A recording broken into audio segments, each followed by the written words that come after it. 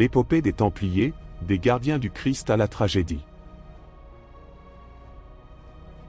Imaginez une époque où l'Europe médiévale est plongée dans les croisades, où les chevaliers et la foi chrétienne dominent la politique et la guerre. Aujourd'hui, plongeons dans l'histoire fascinante et tumultueuse des Templiers, ces chevaliers mystiques devenus légendes.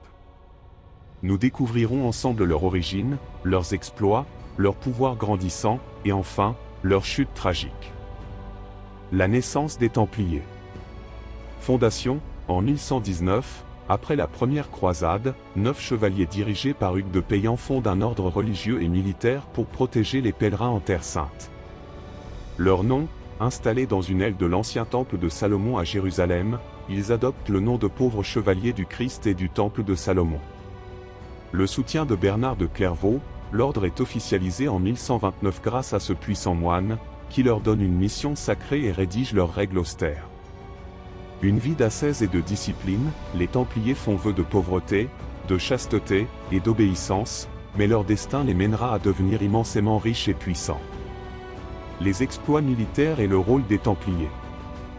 Gardiens de la Terre Sainte, les Templiers participent aux batailles les plus décisives des croisades, notamment à Athins, 1187, où ils subissent une défaite majeure face à Saladin. Leur rôle stratégique, ils ne sont pas seulement des guerriers, ils construisent des forteresses, organisent des caravanes sécurisées et instaurent une discipline militaire redoutable. Leur emblème, la croix rouge sur leur manteau blanc devient un symbole de bravoure et de foi. La chute de Jérusalem. Après la prise de Jérusalem par Saladin, leur mission en Terre Sainte s'érode progressivement, mais leur influence reste forte en Europe. Les Templiers, banquiers de l'Europe. Des chevaliers devenus financiers, en sécurisant l'argent des pèlerins et des nobles, ils créent un réseau proto-bancaire.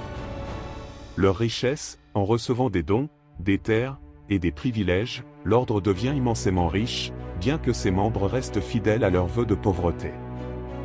Des rivaux puissants, leur richesse suscite jalousie et méfiance, notamment chez les rois et les seigneurs locaux. Leur indépendance politique, les Templiers ne répondent qu'au pape, ce qui irrite les souverains. Le déclin et la chute des Templiers. Philippe le Bel, ce roi de France, ruiné et jaloux de leur richesse, conspire pour détruire l'ordre. L'arrestation massive, 1307, le vendredi 13 octobre 1307, les Templiers en France sont arrêtés sur ordre de Philippe le Bel. Les accusations, hérésie, idolâtrie et corruption. Le procès et les tortures, sous la torture, certains Templiers avouent des crimes imaginaires. Jacques de Molay, le dernier grand maître, est brûlé vif en 1314. La dissolution de l'ordre, en 1312, le pape Clément V dissout officiellement les Templiers sous pression de Philippe le Bel. Le mystère des Templiers. La légende de leur trésor, des rumeurs circulent sur un trésor caché que les Templiers auraient dissimulé avant leur arrestation.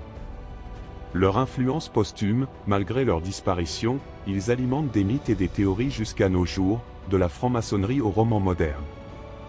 Les sites emblématiques, le Temple de Londres, la commanderie d'Arville en France, et d'autres lieux rappellent encore leur histoire. Un ordre immortel, les Templiers sont morts en tant qu'ordre, mais leur héritage vit encore. Une histoire intemporelle. Résumé rapide, nous avons exploré l'ascension spectaculaire des Templiers, leur rôle unique et leur chute tragique. Leçon historique, ils nous rappellent comment le pouvoir et la richesse peuvent engendrer autant de grandeur que de destruction. Clôture inspirante, l'histoire des Templiers, entre lumière et ténèbres, continue de fasciner et de faire réfléchir.